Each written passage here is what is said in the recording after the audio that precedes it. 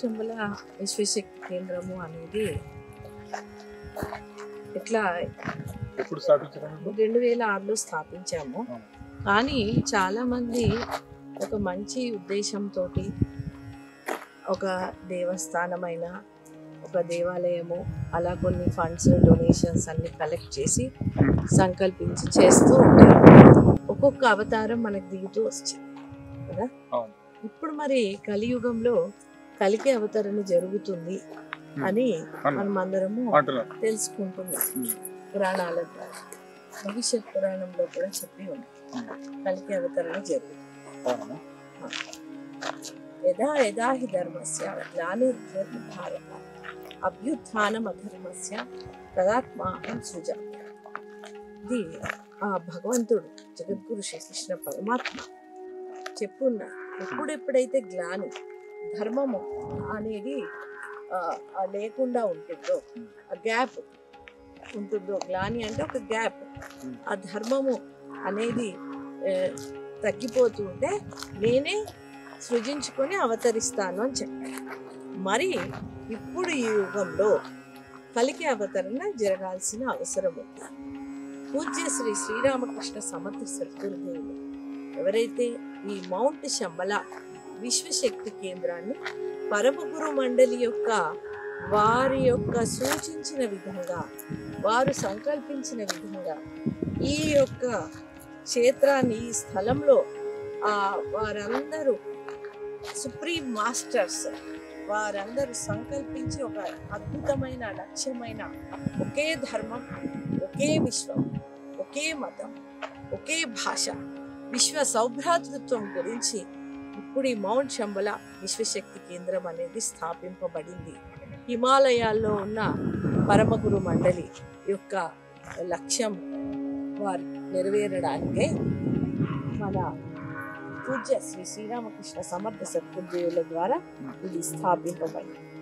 వారు చెప్తున్నారు ఏంటంటే, ప్రతి ఒక్క గురువు ఎవరైతే సద్గురువు అంటాం, అంటే సద్గురువు అంటే సచ్చిదానంద స్థితిని, ఆ మార్గాన్ని అందిస్తూ, జ్ఞానాన్ని అందిస్తూ, ఆ మార్గంలో మనం నడుస్తూ ఆ పరబ్రహ్మ తత్వాన్ని పొందే ఈ యొక్క ఆ జ్ఞాన విజ్ఞానాన్ని, ఆ సూత్రాలను అందించే సద్గురువులందరిలో కూడా ఆ కలికి అవతరణ జరిగింది.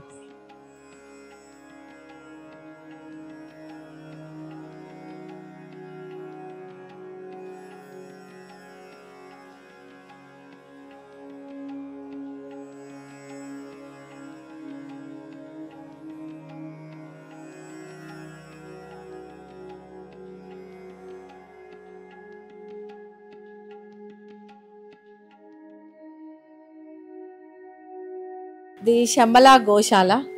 ఈ శంబల గోశాల అనేది మొత్తము యావత్ మానవ జాతికి, ప్రపంచానికే ఒక అద్భుతమైన విశేషమైన గోమాతలని ఆ పైన ప్రకృతి పంపుతూ ఉంది. ఇది నిజము, ఇదేమి అతిశయోక్తి కాదు.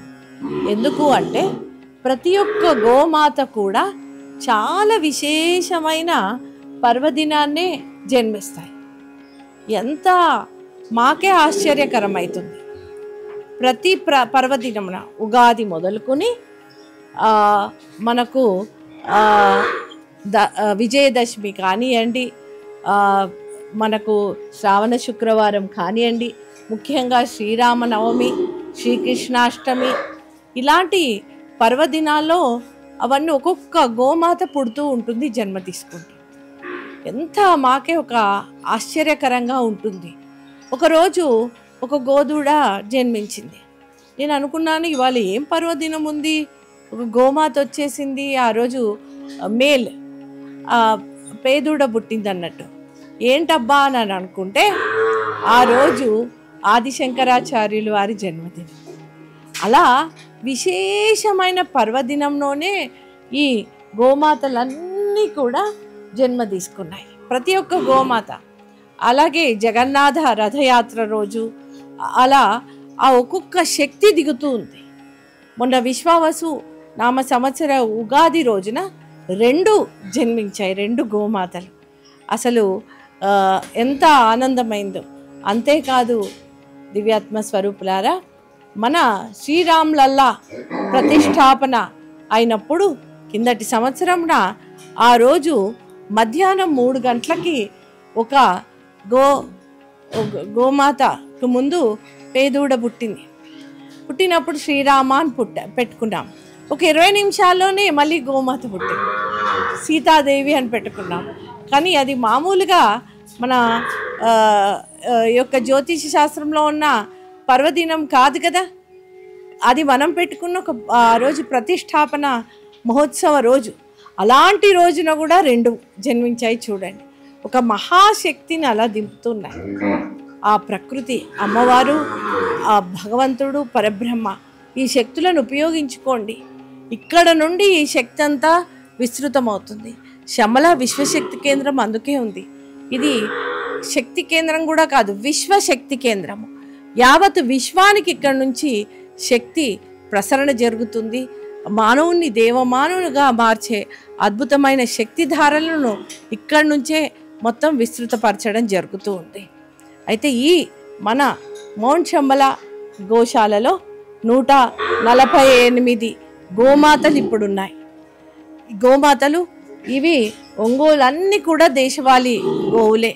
ఒంగోలు గోమాతలు, అలాగే గిర్ గోమాతలు, మీకు ఇక్కడ పుంగనూరు గోమాతలు, అలాగే సాహివాల్ గోమాత, అలాగే కేరళ యొక్క గోమాత ఉంది, మల్నార్ గిద్ద అంటారు, ఆ గోమాత కూడా ఉంది.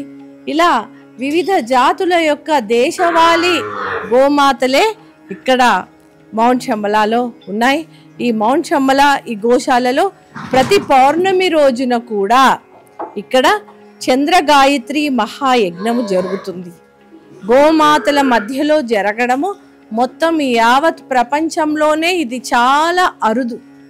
అలాంటి చంద్రగాయత్రి మహాయజ్ఞము పౌర్ణిమ రోజున ఇక్కడ గోమాతల మధ్యలో జరగడము అతి శక్తివంతమైంది. మానవుని ఉచ్చ మానసిక స్థితి నుంచి బుద్ధి తలానికి తీసుకెళ్లే ఒక అద్భుతమైన ప్రక్రియ చంద్రగాయత్రి మహాయజ్ఞము. అది ఇప్పుడు చాలా చాలా అవసరము. కాబట్టి 2012లో ప్రారంభించిన చంద్రగాయత్రి మహాయజ్ఞం ప్రతి పౌర్ణమి రోజున ఇప్పటి వరకు కూడా ఒక్క పౌర్ణమి రోజున కూడా ఆపకుండా కరోనాలో కూడా ఇది నిర్వహిస్తూనే వస్తున్నాం ప్రతి పౌర్ణమి. ఇది అందరి కొరకే, యావత్ మానవ జాతి కొరకే మౌంట్ శంబల. ఇక్కడ ఉన్న ఈ మహాశక్తివంతమైన గోమాతల్ని మీరు అమావాస్యకు, పౌర్ణమికి, మరి ఏ రోజైనా వచ్చి ప్రదక్షిణలు చేసి దర్శించుకొని వాటికి కావలసిన మీరు ఆహారము నైవేద్యం కూడా నివేదన చేసుకుని పౌర్ణమి రోజున చంద్రగాయత్రి మహాయజ్ఞంలో కూడా పాల్గొనండి. ఇది అంత విశేషమైన గోశాల, గోమాత విశిష్టత ఇంకా మళ్ళీ మళ్ళీ మనం తెలుసుకుంటూ ఉందాము. జై మహాకాల్, జై జై మహాకాల్, వందే గోమాతరం.